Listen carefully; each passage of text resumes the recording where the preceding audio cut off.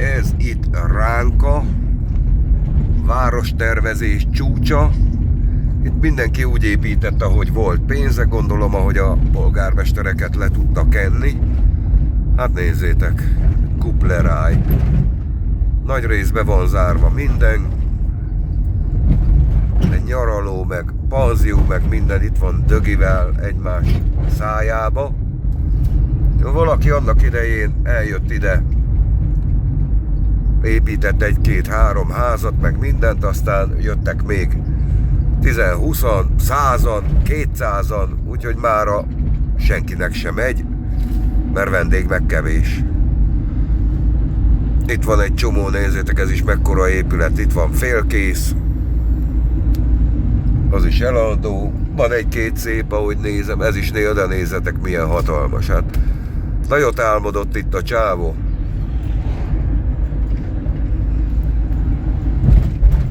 Kvad is halljátok, már vagy 20-at láttunk, ha nem többet. Bal oldal, gaz! Hát a Tátrához vagy az Alpokhoz képest ez egy lepukkant hely, mit gondolsz? Nem?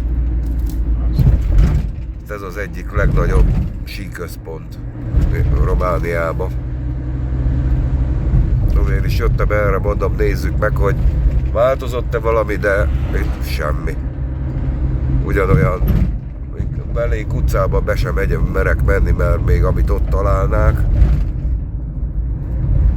ledöbbennék. Na itt már lehet látni egy-két embert jobbról, aki pesál.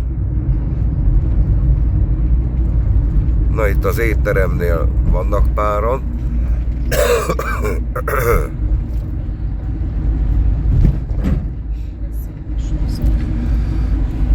Ja, ez meg van csinálva, ennek van vendége.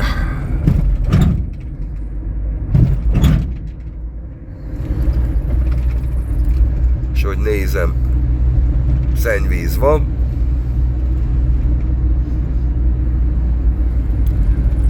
Hát ebben a panzióban se sokan vannak, pedig ez is hatalmas egy építmény.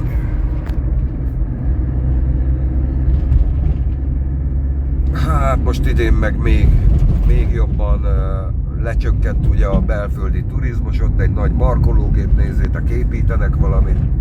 Na oda föl is valami jó nagy hotelt csinálnak, ahogy nézem. Csarnok vagy stadion. Ja, hát csak vendég nem lesz. Nincs. Na, hát én szerintem vissza is fordulok, ennyi elég volt Ránkából, nem?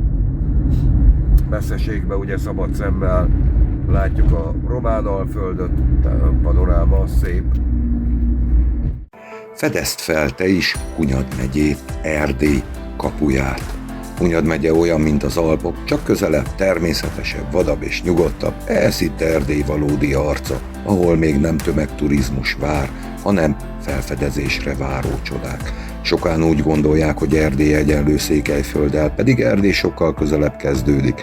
Budapesttől, Szegedtől vagy Debrecenből mindössze fél napú autózás, és már a Retyezát vagy a Páring hegység hegyeinek vadregényes világában lehet. Nem kell 10 órát utazni, mint Székelyföldre.